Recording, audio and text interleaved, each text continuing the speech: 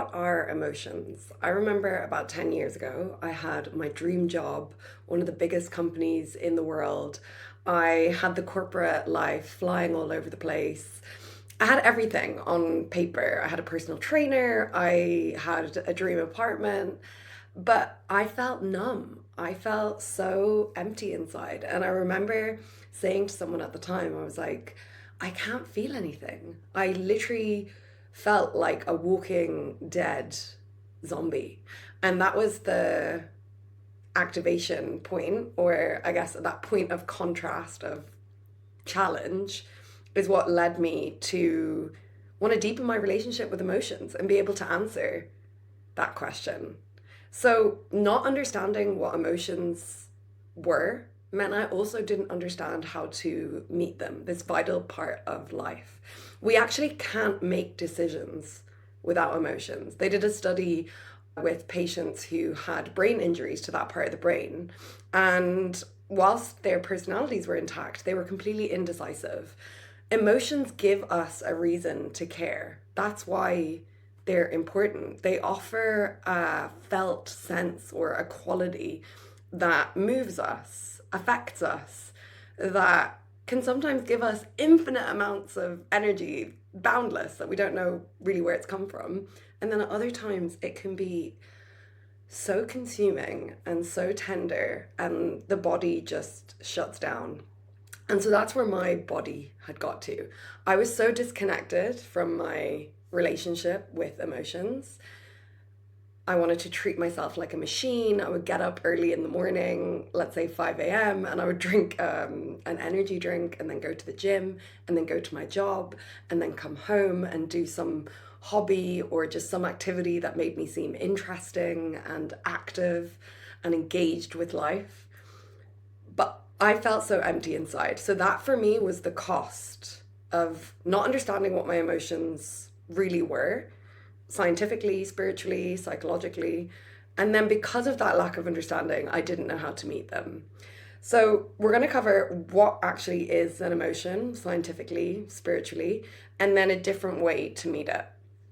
An emotion is an electrical current that runs through the body at a particular frequency.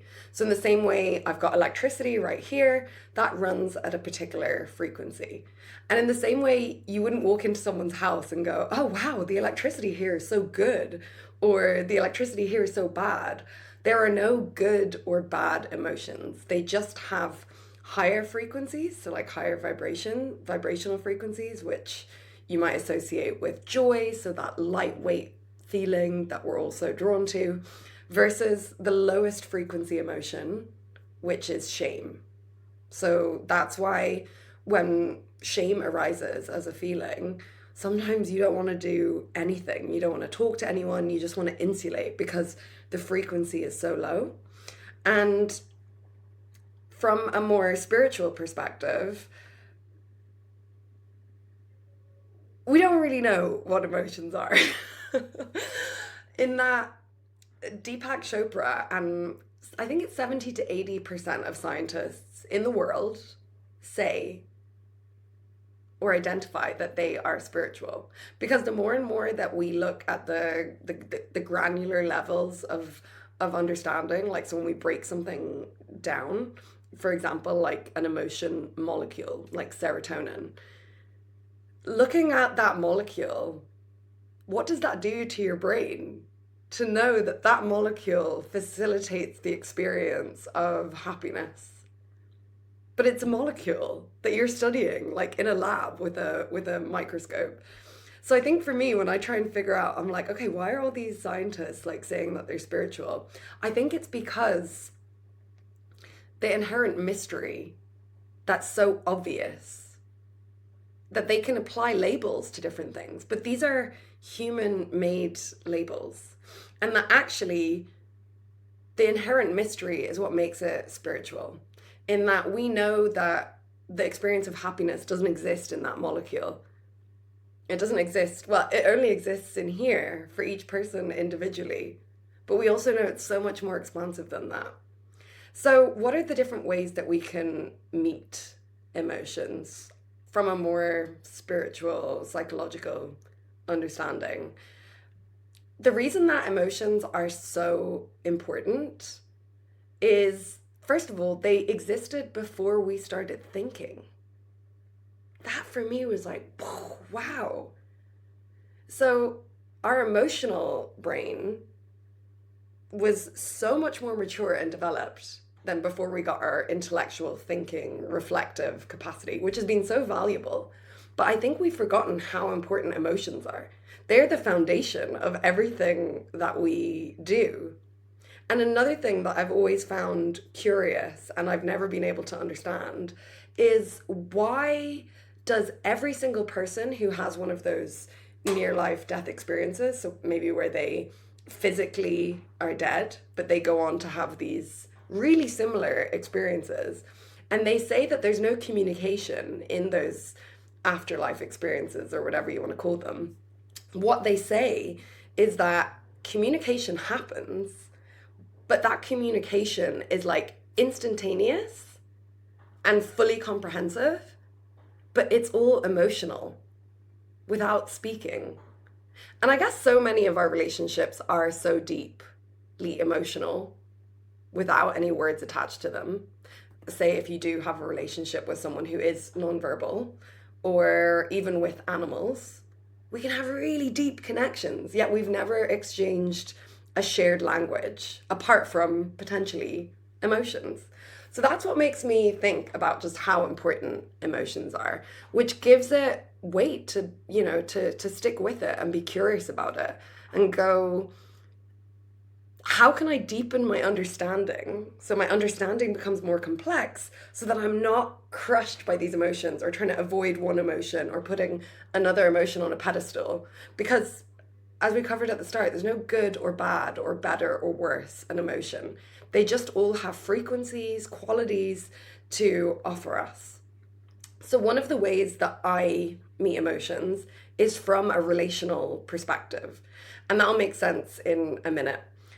The reason I meet it relationally is because think about everything in your life. What isn't a relationship?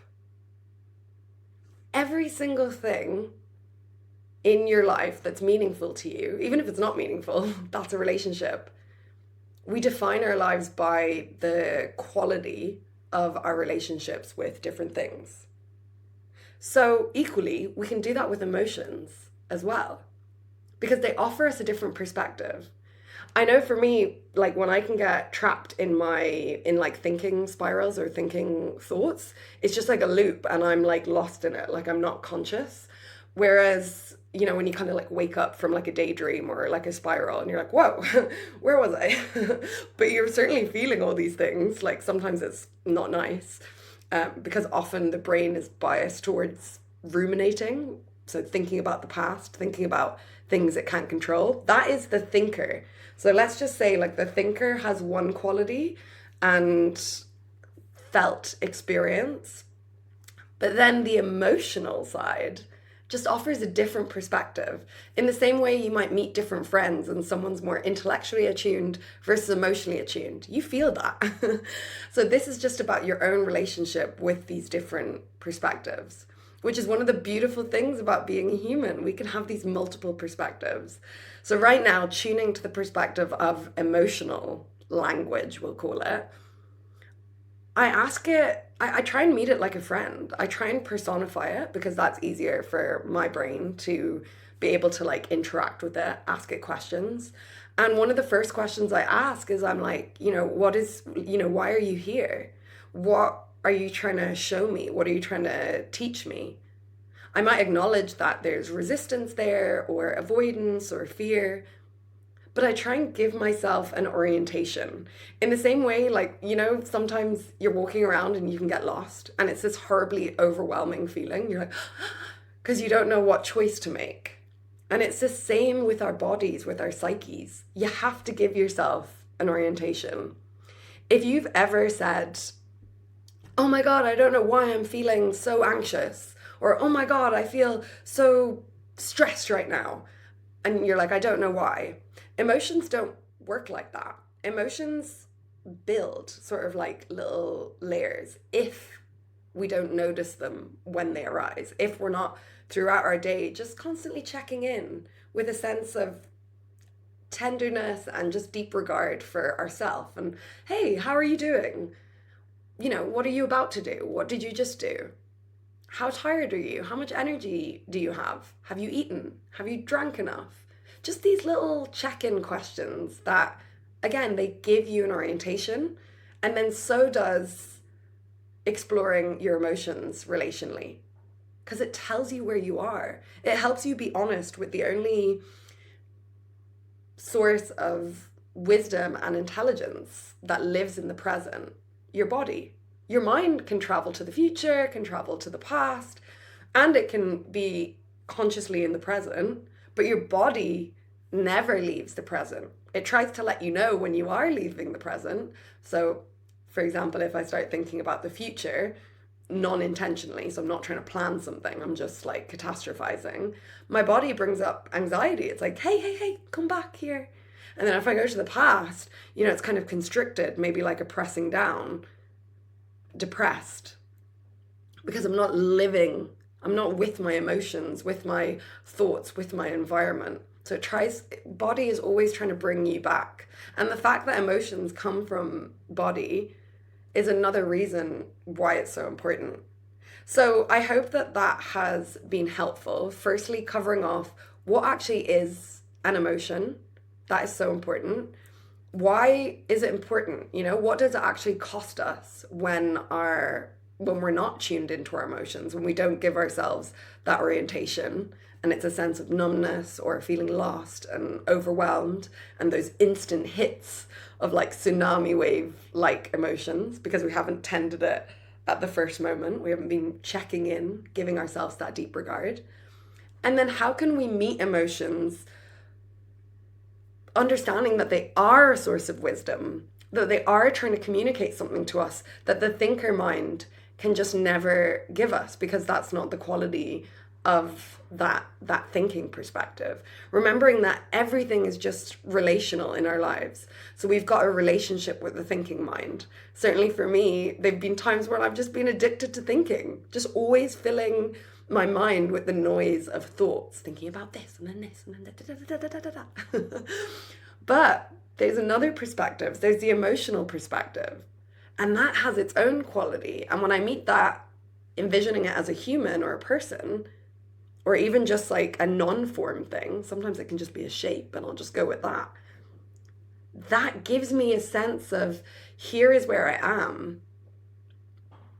And I'm alive because I'm experiencing emotions, these ancient things that our ancestors used to connect and communicate, and that some schools of thought say that we do when we pass over, but we certainly do with animals and even our plants.